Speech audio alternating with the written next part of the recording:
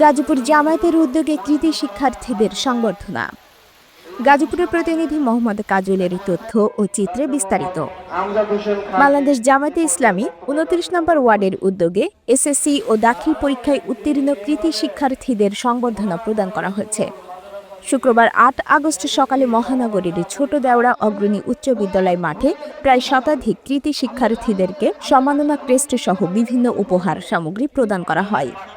সংবর্ধনা অনুষ্ঠানে গাজীপুর মেট্রো সদর থানা জামায়াতের সহকারী সেক্রেটারি ও ২৯ নম্বর ওয়ার্ড জামায়াতের সভাপতি ইঞ্জিনিয়ার FM জাহিদ আহমেদ উপস্থিত ছিলেন।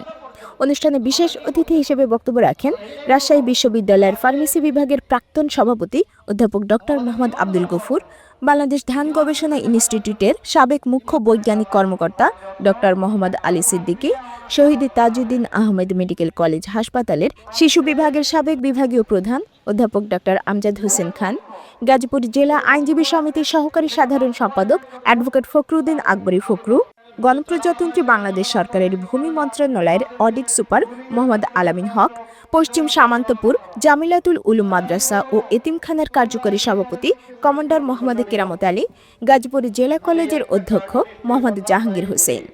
বক্তারা আগামী দিনে দুর্নীতি, শোষণ, সন্ত্রাস ও মাদকমুক্ত একটি সমৃদ্ধ রাষ্ট্র গঠনে শিক্ষার্থীদের তৈরি হওয়ার জন্য বিভিন্ন দিক নির্দেশনা দেন। দুনিয়াবি জ্ঞান অর্জনের পাশাপাশি পরকালীন মুক্তির জন্য কোরআন এবং সুন্নাহর আলোকে নিজেদের জীবন গঠন করার জন্য উদ্বুদ্ধ করেন। অনুষ্ঠানের সঞ্চালনায় ছিলেন ২৯ নম্বর ওয়ার্ড জামায়াতের সেক্রেটারি হাফেজ মোকাররম হোসেন।